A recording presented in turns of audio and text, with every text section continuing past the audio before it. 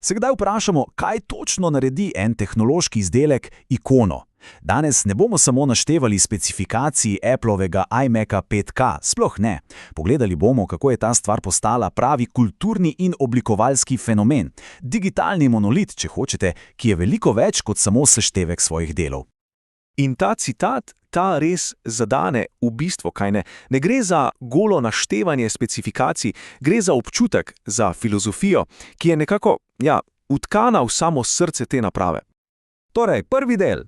Več kot le računalnik. Zanimivo je, da je za mnoge iMac 5K postal nekaj podobnega digitalni oltarni sliki sodobne tehnologije. In veste kaj? Ne gre toliko za surovo moč, ampak za tisti edinstven, skoraj sveti odtis, ki ga ustvarita dizajn in pa seveda zaslon. In ravno tukaj se skriva tisti ključni paradoks iMaca. Na eni strani imamo ta eleganten, skoraj nežen objekt, na drugi pa, bum, surova, neukročena moč za najtežje naloge.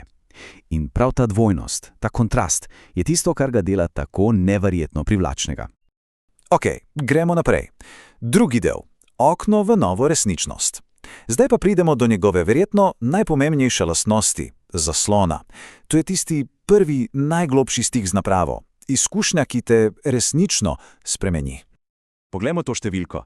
5120 krat 2880. To je, 14,7 milijona slikovnih pik. Noro, ne? In ne gre samo za visoko ločljivost. Gre za gostoto.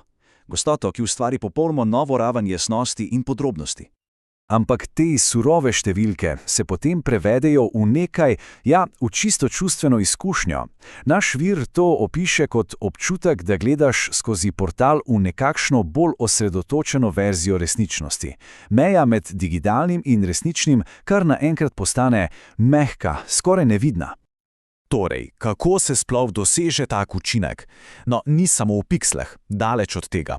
Gre za celo kombinacijo stvari. Imamo širok barvni spekter P3, potem Applovo lastno natančno kalibracijo in pa način, kako zaslon oddaja svetlobo.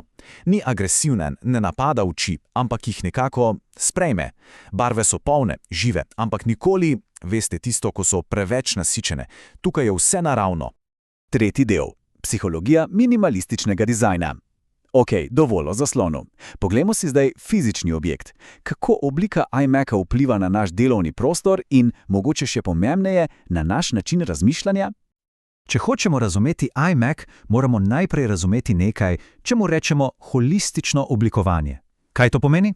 V bistvu to, da ne gre za seštevek delov, procesor, zaslon, ohišje. Ne. Gre za to, kako vsi ti elementi delujejo skupaj kot en sam skladen organizem. In ta pristop vse v enem je pri iMacu absolutno ključen. In ta holistični dizajn ima potem direkten psihološki učinek. Poglejmo, najprej, čist dizajn. En sam gladek kos aluminija. To potem vodi v urejen prostor. Samo to, da ga postaviš na mizo, že ustvari nek red. Brez nepotrebnih kablov, brez dodatnih škatel, ki bi se valjale naokoli. In na koncu, ta urejenost spodbudi ustvarjalnost. Saj vemo, kako je. Velike ideje potrebujejo urejen prostor, da se rodijo. Četrti del. Prefinjenost sreča surovo moč. Zdaj pa se vrnimo k tisti osrednji napetosti iMaca. Na eni strani prefinjenost, na drugi pa ogromna moč, skrita v tistem mirnem minimalističnem ohišju. To je tisto, kar ga naredi za pravega delovnega konja. Tale primerjava to res odlično prikaže. Zunalnost zenevska, minimalistična, tiha, notranjost brutalna, brezkompromisno moč. In točno ta kontrast med umirjeno obliko in, recimo temu, eksplozivno zmogljivostjo je tisto, kar definira celotno izkušnjo. In kako se ta moč potem občuti v praksi? No, vir uporabi super primerjavo, kot maslo. Vse teče gladko. Urejanje videa, odpiranje tistih ogromnih RAW fotk, 3D modeliranje, vse samo teče.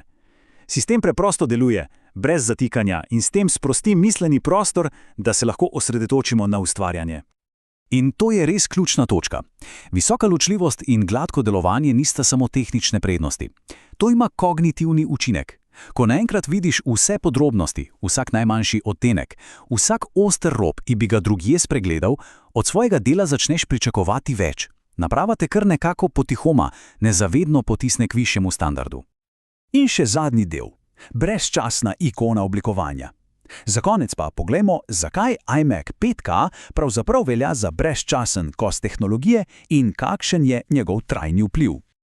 Njegova zapuščina je res ogromna. Postavil je 5K kot profesionalni standard. Postal je referenčna točka za barvno natančnost. Njegov dizajn se, roko na srce, stara izjemno lepo in je postal nekakšen tihi standard v industrijskem oblikovanju, po katerem se merijo vsi ostali. Pomislimo, živimo v svetu modularnih sistemov, kjer si komponente sestavljamo sami. In potem je tu iMac, ki ponuja občutek celovitosti. Vse je že notri, vse je usklajeno. In ta občutek zaključenosti je tako pomemben. Stvar preprosto vzameš iz škatle in deluje. In s tem pridemo nazaj do našega naslova. Kaj je digitalni monolit? Ja, to je to.